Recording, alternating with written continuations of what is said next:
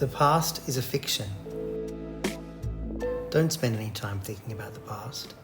It doesn't exist. It's not real. There's nothing there. You can't go back. Maybe if you have some important lessons to learn, but those lessons can be learned pretty fast. So there's no need to reminisce. The easiest way is to just get over any problems or reinterpret them in a way that serves you and move on. The future is unknown. Don't spend time worrying about the future. It doesn't exist yet. Enjoy the present moment.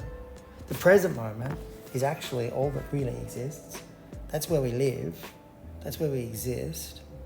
Any moment where you're not present, you're literally squandering time. And time is running out for all of us. It is the most non-renewable resource. So what is a good use of time? How should time be spent?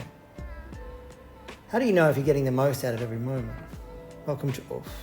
In today's video, we will discuss ways to fall in love with life, let go of the past, and how to spend time wisely. We want our time to be useful and engaging, but we don't want to be disturbed or anxious. The flow state is when you're engaged in a task at the edge of your capability.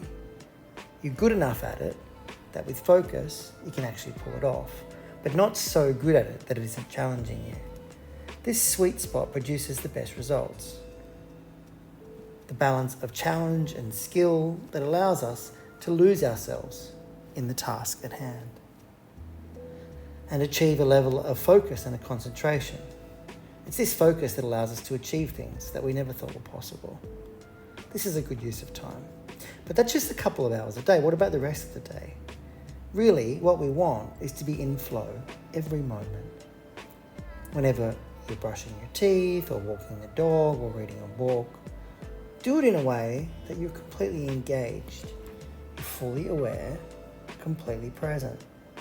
That means that our minds are not running out of control. If you don't want to waste time, you have to get your mind under control. But we all know that we can't really control our mind. The best we can do is to be aware of our mind being out of control. So we watch it carefully with detachment. This is meditation. It allows us to be in flow.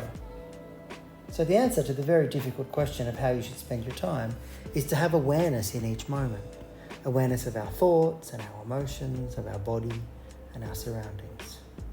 It's not easy, but with practice it gets easier. You are a play of a set of infinite forces launched from the Big Bang, intersecting at this precise moment. Your inputs into this and your ability to control that are quite limited. So just fall in love with life itself. Believe that everything is a miracle. If we struggle to have certain material and social successes, when we eventually achieve them, we will still be unhappy. Happiness comes from within. It is internal. It comes from our relationship to our thoughts and our emotions, our relationship with the present moment. Material success is external. Engage in the external world. It's okay to attain material things, but we don't derive our happiness from it. Sometimes external success actually makes internal happiness more difficult. The more worldly success we have, the more our ego gets built up, and the more fear that we have of losing it. The more that we care about what other people think, the more we have to lose, and the more you get caught up in this dream of who you think you are. A lot of what we think of as happiness is actually just pleasure. Physical pleasure, either from this tastes good or maybe some momentary pleasure that he loves me or she loves me. True happiness comes out of peace. And peace comes from many things. It comes from a fundamental understanding of yourself. It comes from looking inside yourself, understanding how much of what you're reacting to are emotional reactions or attachments. Attachments can lead to self-inflicted suffering, desiring things that we don't really need. In life, we're used to fighting for everything. We're used to getting whatever we want, reacting, immediately saying this stinks or that's no good or that's bad, constantly judging things. But the act of judging something separates you from that thing. And over time, it As you judge, invariably you'll judge other people and then judge yourself. That becomes hard to be at peace. It becomes hard to find happiness because your happiness is based on conditions, based on things being a certain way.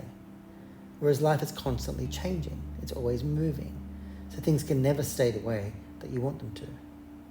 When we are separate from ourselves, from everything, then we end up lonely. That feeling of disconnection and loneliness is what eventually leads to suffering. When we struggle, we resist against the world the way it is. That's what our ego does. It helps us operate in the real world. It helps us operate in the real world. By resisting against things that we don't like, it can create a lot of unhappiness. Happiness is the absence of suffering. It comes from just being careful about desiring judgments and reactions, realizing that we don't actually need something, that something is not important to you. We practice this during meditation. We watch our thoughts without reaction. We try to understand how our mind works. In the beginning, it takes a rational effort, but then it becomes second nature by being aware in every moment. So we catch ourselves judging somebody or ourselves from something in the past, and then we can find the positive. But then we learn to find the positive interpretation of this. We look for the positive side of it. We realize that not everything has to be perfect, and we begin to accept people for who they are. What if we just said yes to everything that happens? Sometimes we sit down and we find that all our thoughts are heavy, and we struggle to see any positivity. If this is the case, go for a walk in the sunshine first. Sunshine on the skin and movement in the body will help the brain. Exercise can help us be happy. It is much easier to have peace of mind if we have peace of body.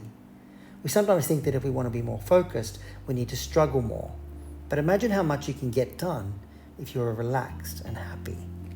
Happiness is a skill that you can develop. It is a choice that you make. Choose to be happy and then work at it.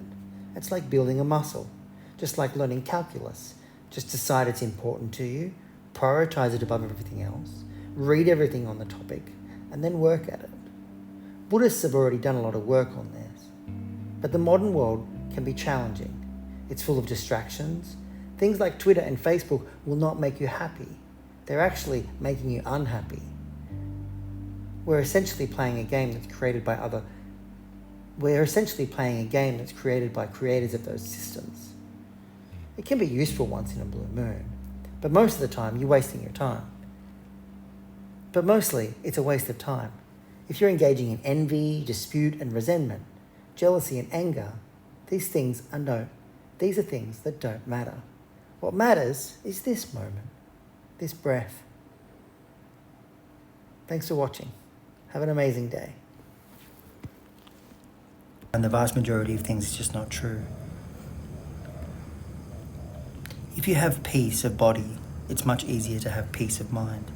The most important thing to do is to realize that happiness is a skill that you develop and a choice that you make.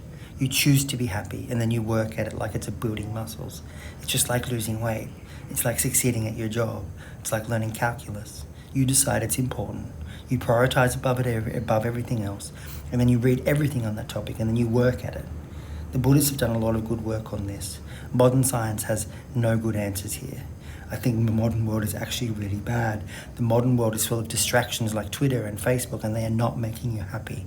They are actually making you unhappy, because essentially they're a game created by the creators of those systems, and it can be a useful game once every now and then. But most of the time you're wasting your time. You're engaging in envy, dispute and resentment comparison, jealousy, anger, and frankly, those things don't matter.